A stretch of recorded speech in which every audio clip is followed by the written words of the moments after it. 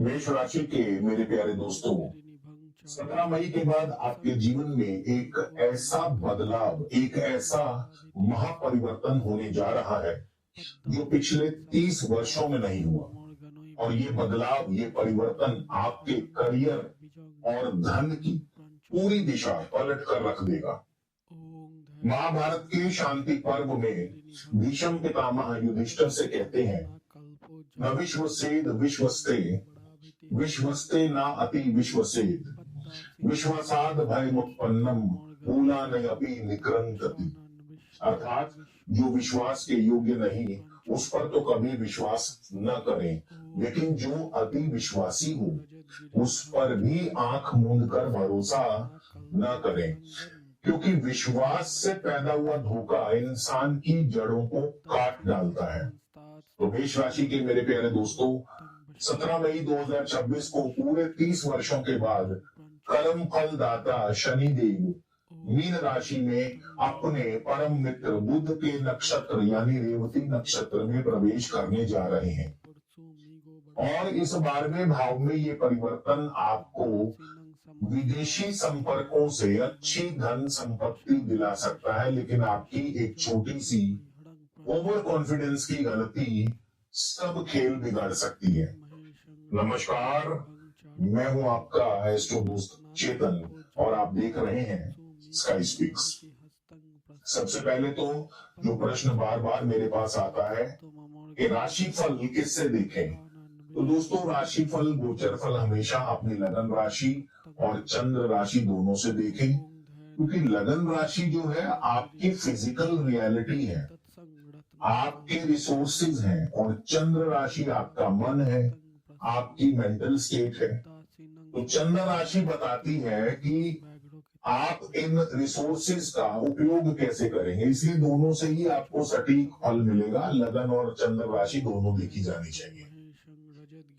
अब आज हम इस वीडियो में आपके जीवन के 5 पिलर्स यानी करियर, बिजनेस, फाइनेंस, हेल्थ, रिश्ते, उनका भी नक्षत्र अनुसार पूरा गहन विश्लेषण करने वाले हैं। साथ में आपको इस वीडियो के अंत में अचूक उपाय और क्विक बुलेट पॉइंट्स भी मिलेंगे, तो इसलिए वीडियो को बिना स्किप किए अंत तक जरूर देखिएगा।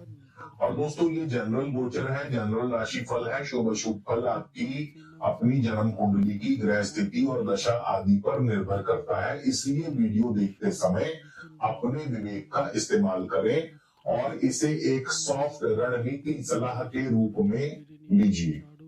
तो चलिए शुरुआत करते हैं। सबसे पहले तो क्या परिवर्तन होने वाला है। पूरे 30 वर्षों के बाद शनिदेव रेवती नक्षत्र में प्रवेश करेंगे 17 मई 2026 दोपहर 2:34 पर। और मीन राशि के अंतर्गत रेवती नक्षत्र जो है ये बुध का नक्षत्र है, और बुध जो है शनिदेव के परम मित्र हैं, और ये गोचर 26 जुलाई तक लागू रहेगा, क्योंकि फिर 26 जुलाई को शनिदेव वक्री हो जाएंगे, जिसकी चर्चा हम अगले वीडियो में करेंगे। तो मेष राशि के लिए शनि आपके दशम भाव के स्वामी है। दशम भाव आपका कर्म, एकादश भाव लाभ, और शनिदेव चल रहे हैं इस समय 12वें भाव में, यानी मेष राशि वालों को शनि की 7.5 भी चल रही है। वही रेवती नक्षत्र जो है, रेवती नक्षत्र के स्वामी बुध जो है आपके तृतीय भाव यानी पराक्रम भाव और छठे भाव ऋण रोग और शत्रु के भाव के स्वामी है। तो अब इस गोचर का यानी शनि और बुध की ऊर्जा का आपके जीवन पर क्या प्रभाव पड़ेगा, चलिए इसे विस्तार से समझते हैं। सबसे पहले बात करेंगे आपके करियर, आपकी नौकरी के बारे में। तो ये जो गोचर है, यहाँ कर्म भाव 10वें भाव के शनि का तृतीय भाव के स्वामी बुध के नक्षत्र में गोचर। तीसरा भाव किसका है, स्थान परिवर्तन का, यात्राओं का, छोटी मोटी। तो ये पक्का सुनिश्चित करता है कि आपको जॉब में स्थान परिवर्तन, ट्रांसफर या विदेश यात्रा के प्रबल योग बनते हुए दिखाई दे रहे हैं। जो भी professionals green card, visa, PR या मल्टीनेशनल कंपनी में नौकरी खोज रहे थे, उन्हें इस दौरान शानदार सफलता मिलेगी।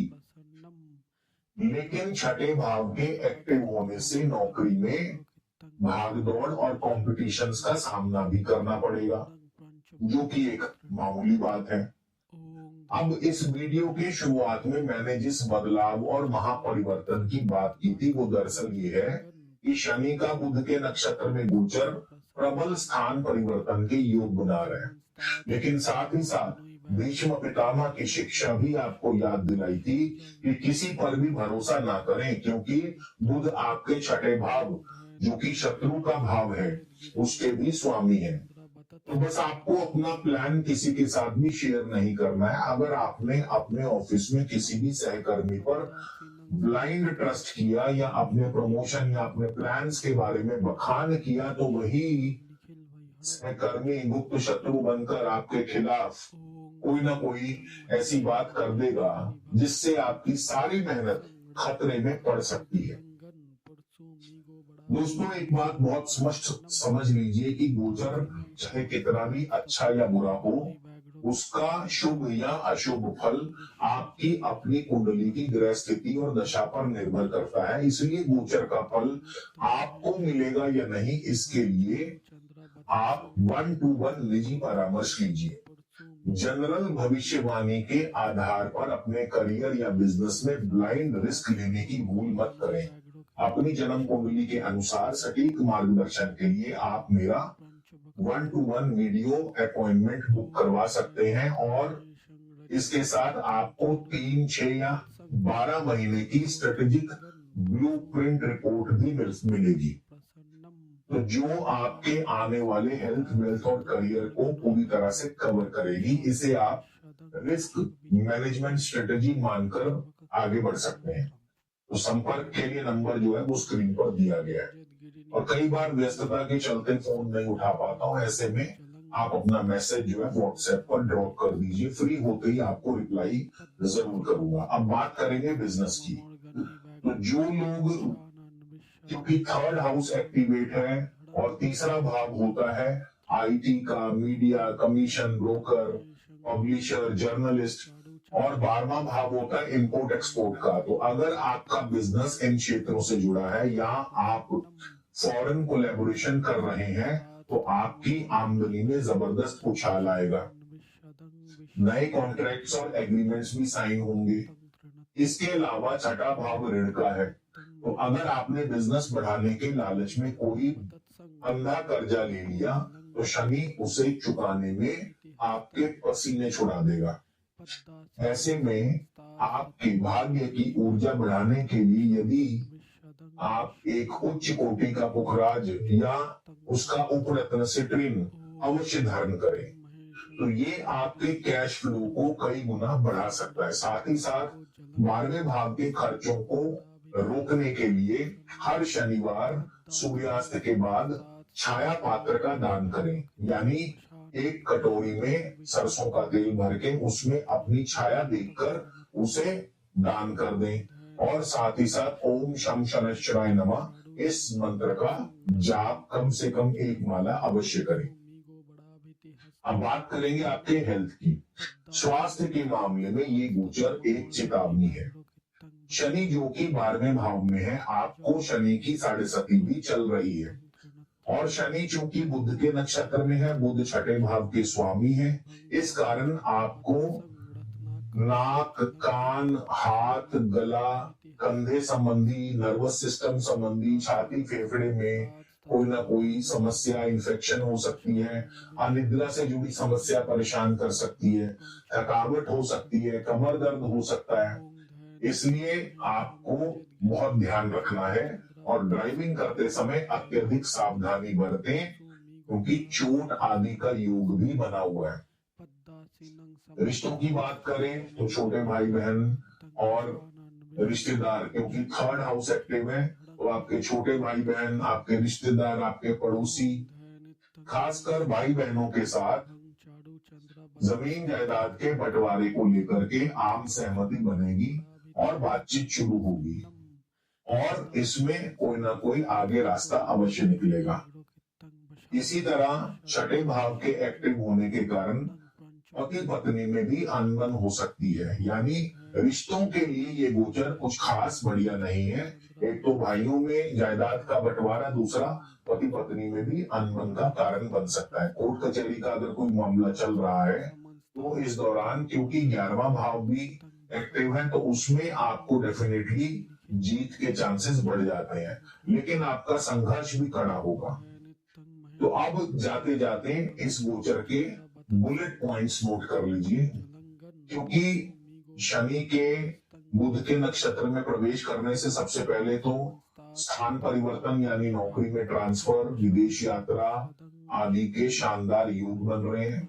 शत्रुओं से सावधान रहें। ऑफिस की पॉलिटिक्स अपने चरम पर होगी।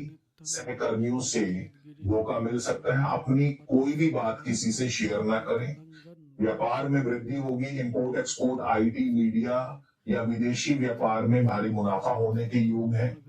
कर्जों से बचें। बेवजह का लोन बिल्कुल न लें, वरना मुश्किल हो जाएगी। और अपनी सेहत का ध्यान रखें, खास करके नर्वस सिस्टम और अनिद्रा को नजरअंदाज बिल्कुल ना करें।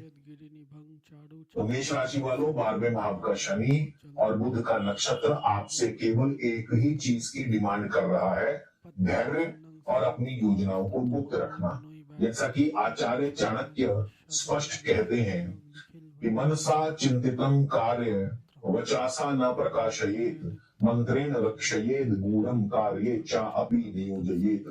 अर्थात मन में सोचे हुए कार्य को वाणी के द्वारा प्रकट नहीं करना चाहिए, उसे एक गुप्त मंत्र की तरह सुरक्षित रखें और चुपचाप अपना कार्य पूरा करने में लगे रहें। जब आप इस नीति को अपने करियर और बिजनेस पर लागू करेंगे तो शनिदेव की 12वें भाव की ऊर्जा आपके लिए एक स्वर्णिम अवसर बन जाएगी। अगर आपको ये विश्लेषण पसंद आए, आपके मन को छू जाए, तो आप इस वीडियो को जरूर लाइक करें, चैनल को सब्सक्राइब करें और कमेंट में पूरे विश्वास के साथ जरूर लिखें, जय शनिदेव। मैं हूं आपका एस्ट्रो दोस्त चेतन। कर्म करते रहिए, ईश्वर आपके साथ है। नमस्कार।